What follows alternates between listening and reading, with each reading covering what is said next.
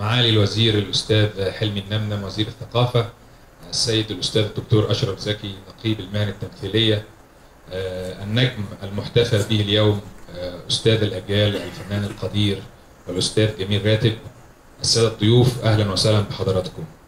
النهارده في أمسية إن شاء الله ما تبقاش الأخيرة، تبقى الأولى وتستكمل من نقابة المهن التمثيلية بتكريم عظماء ورموز فننا العربي والعالمي.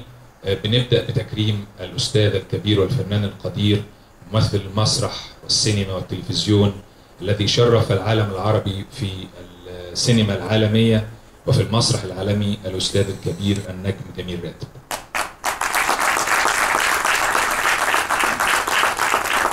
علشان ما اطولش على حضراتكم، احنا النهارده هنشاهد مع تكريم الفنان جميل راتب هنشاهد فيلم بعنوان الجميل، عن الجميل جميل راتب، وهو من سلسلة كلاسيكيات للمخرجة ماجي أنور، وهو من إنتاج ماجيكا هاوس والفنان هشام سليم.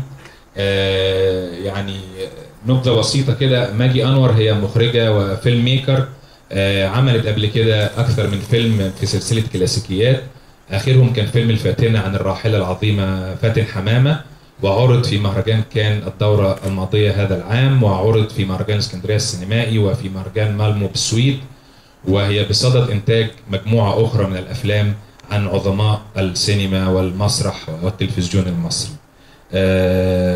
اسمحوا لي أقدم الشريك الأول في هذا التكريم، الأستاذ الدكتور أشرف زكي نقيب المهن التمثيلية.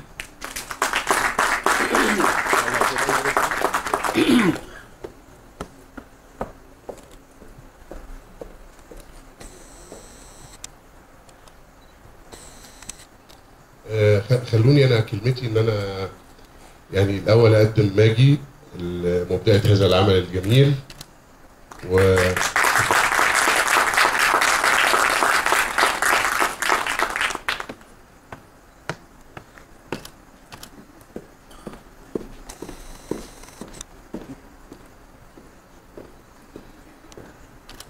أنا بشكر أستاذ جميل راتب على الفرصة الجميلة دي، بشكركم كلكم على الحضور وبعتذر طبعا عن التأخير. وبشكر هشام سليم على إصراره إن احنا نعمل العرض في وقته، رغم إن هو يعني كان حابب يكون موجود، بس الظرف طارئ قال وجود أستاذ جميل وتكريمه أهم من وجودي. وميرسي لكل حد ساند البروجكت ده إن هو يطلع، وإن أول عرض خاص هيكون معاكم. طبعا الفيلم مش يعني احنا مهما عملنا افلام ساعه ولا 2 ولا 3 مش هيوفوا حياه الاستاذ جميل راتب، بس يمكن يكون ركزنا فيه في الجزء اللي هو حابب يوصله للجمهور بتاعه. ميرسي جدا ليك. يعني الدولة مصر عايزة تقول للفنان العظيم جميل راتب شكرا، ممثلة في وزير ثقافتها المثقف الكبير الأستاذ حلمي نمنم. اتفضل.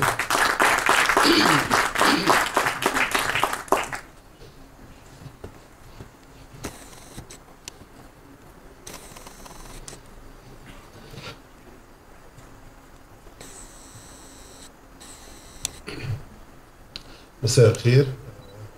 عايز في البداية أشكر الدكتور أشرف على مبادرته، وأنا مع الفكرة اللي بتقول إن إحنا نكرم مبدعينا وكبار فنانينا وهم أحياء بيننا لكي يشعروا بهذا الاعتراف ويحسوا به.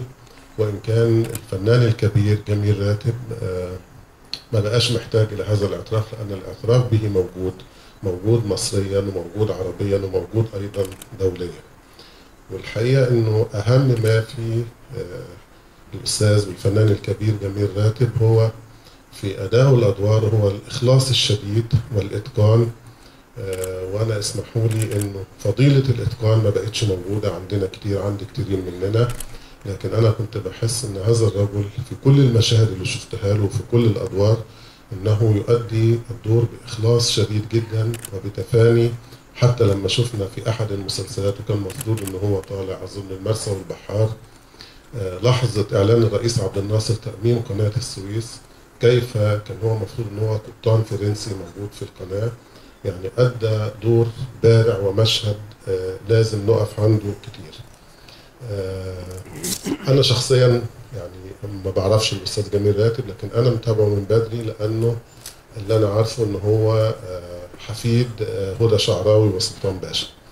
وكنت انا باستمرار يعني من المهتمين بتطور الاجيال في مصر، وكل جيل بينتهي لايه. فواقع الامر انه رغم انه ابن الارستقراطيه المصريه العريقه، الارستقراطيه الحقيقيه والفعليه، مش المصطنعه ومش الزائفه، لكنه كان بيؤدي ادواره، حتى الادوار البسيطه، ادوار ابن البلد او دور الشرير او دور الخير، كان بيؤديها ببراعه. واخر حاجه شفناها لما كان في مسلسل حاره اليهود هذا العام، كان دور قصير جدا، عده مشاهد، لكن اداها بوطنيه شديده، عكست الوطنيه المصريه.